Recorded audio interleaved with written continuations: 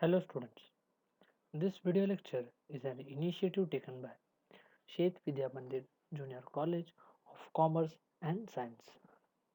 This video lecture is for 12th standard SP students and this is the third video of our chapter number 9 Depository System. In this video we will see some concepts related to depository system. As in the previous video lectures we have learned many things about depository system. It is a system in which or it is a system which provides an online platform for trading and raising capital, for trading equity shares and preference shares, for trading a number of securities through online platform, and even the companies can raise their capital through this platform. So our first concept is dematerialization. Demat is a process whereby a client, that is the investor, the client can get physical certificates converted into electronic form, which we have already learned that dematerialization is a process where you can convert your securities, or owner of the securities can convert its securities like shares, debentures into electronic mode. The client, that is the owner, once again the investor, has to surrender the certificates along with DRF. It is a form which is to be filled by the investor, demat request form. The depository participants forwards this to the depository, who in turn forwards it to the issuer. Students, depository participant, it can be a bank, and it is a agent. It acts as a agent between the depository and the investor. So the depository participant, it receives the DRA form and forward it to the depository. Then the depository scrutinize and check it with the issuer company, the company in which the client, the investor, has invested. After scrutinization, after confirmation from the issuer that the particular shareholder or the particular investors is the owner of the shares of the same issuer company, the depository will credit the securities in the demat account with depository participant. In this paragraph, a small hint of procedure is being explained. Rematerialization. Rematerialization is the process, or remate is the process whereby a client, that is the owner or the investor, can get his electronic holdings of securities converted into physical certificates.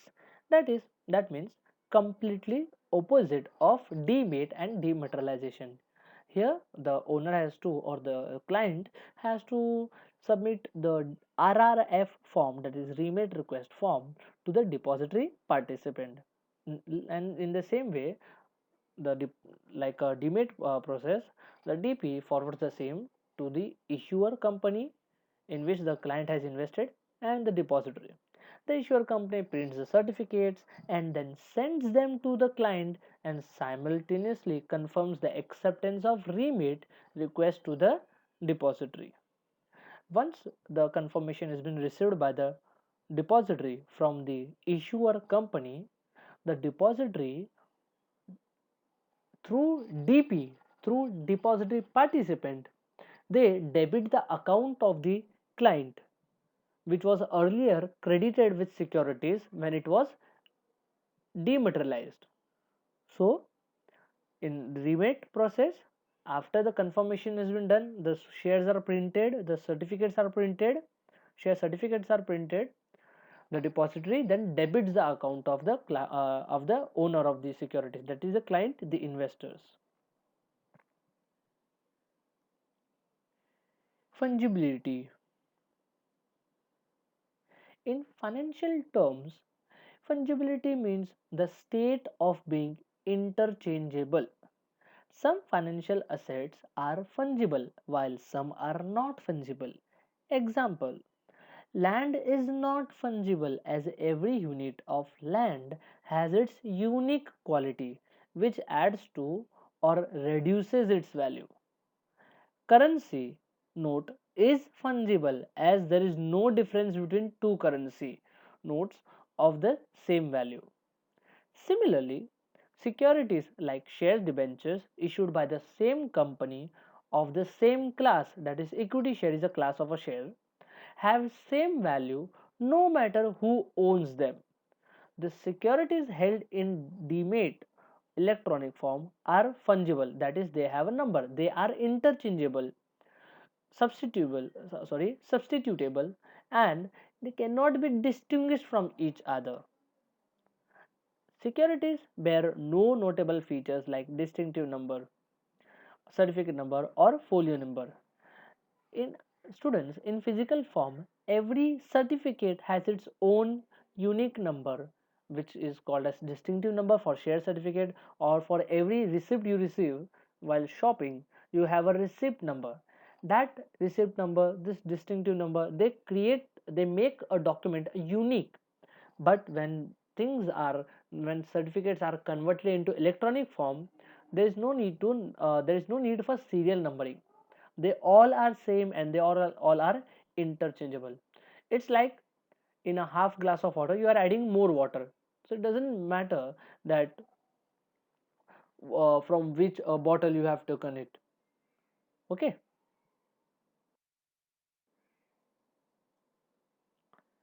International Securities Identification Number. Now this is very important concept, students. It is a code that uniquely identifies a specific securities issue. ICIN is in any country are allotted by the country's national numbering agency. ICIN is a standard numbering system which is accepted globally. The International Organization of Standardization, that is ISO, currently defines ISIN's structure. In India, issuing ISIN to securities is assigned by SEBI, Stock Exchange Board of India, to NSDL, National Securities Depository Limited. For demeted shares, SEBI works as NNA, National Numbering Agency in India. For government securities, allotment of ISIN is done by the RBI. ISIN consists of 12-digit alphanumeric code which is divided into three parts. Let us see. The company has to apply for ISIN for its security with documents like prospectus. Means it is very important for every company to obtain its ISIN, International Securities Identification Number. Now let us see some additional information about ISIN. It is a 12-digit character alphanumeric number or a code or a ID number for every securities, shares, debentures. It has three components: prefix, basic number, and a check digit. The prefix is 2-digit country code as given by the ISO 6166, which is IN for India. The basic number is made of 9 alphanumeric digits and or alphabets. The check digit, third part, the check digit at the end of ISIN is completed to check the validity of ISIN. So these are the three parts. The prefix, it has 2-digit country code. Then in between there is a 9 alphanumeric code, 9 characters alphanumeric code. It can be number or it can be digits. And the last part, it completes the validity, or it's checked the validity of the ISIN. The first two characters of the in this country code, example IN for India, that in capital. The third character is issuer type as follows. central government. Means, see, there is a code A for central government. Means if it is a company, it is which is controlled by central government, then, or which is owned and managed and controlled by central government, then in ISIN the third character will be A. If it is from a state government, it will be B. For municipal corporation, it will be C. Union territories, D. Company and statutory company or corporation, it will be written as E. And for mutual fund companies, they will write the third character in ISIN as F. So this was about the third character. The third character, yeah. The fourth to seventh characters, that is the next four characters, represents company identity, of which first three characters, after the four, first three characters are number and fourth is an alphabet. The eighth to ninth characters represent security type of a given issue and are numeric. Some codes are given below for security type. For equity shares, if the if the security or if the company is dealing in equity shares, the number is 1. For post saving scheme, 2. For preference shares, 3. For debentures, 12. For government security, 14. 1 for 14. So the 8 to 9 characters, it represents the type of given issue, that is what type of security. The fifth and the 11th characters are serially, that is number wise, issued for each securities of the issuer, that is for number of shares. There are, if there are 5,000, then 1 2 3 4 5, it will be serially issued in that order. The last digit is a double add double check digit. Example, this is how ISIN decoding is done. Now you can see INE002A 01018. Now it is a 12 characters. Now how this 12 characters and what actually each character stands, which we have seen. Let us decode it. Now IN is a country code, it stands for India. E is a type of the company, it indicates that the issuer is a company, it can be a statutory corporation or a corporation. If it would be A, then it would be a government company or a company under government, central government. Then we have 002A, the identity of the company. 01, the type of securities, that is equity share. 01, serially issued digit to the securities. Like as I said, if there are a number of debentures or shares or securities, there will be a serial number for each securities. So for the first certificate or for the first single individual security, it will be 01. 8 is a double check digit. Now let us see in India. The Depository Act of 1996 paved the way for the establishment of depositories in India. There are two depositories which exists in India: NSDL and CDSL, National Security Depository Limited. It is the first and the largest depository in India, established in November 1996. It is promoted by Industrial Development Bank of India, the Union Trust of India, that is UTI, and National Stock Exchange. National Securities Depository Limited has its headquarters in Mumbai. NSDL is a public limited company registered under the Companies Act. NSDL NSDL provides various services to the investors and other people market like stock exchange, banks, issuers, clearing members, etc.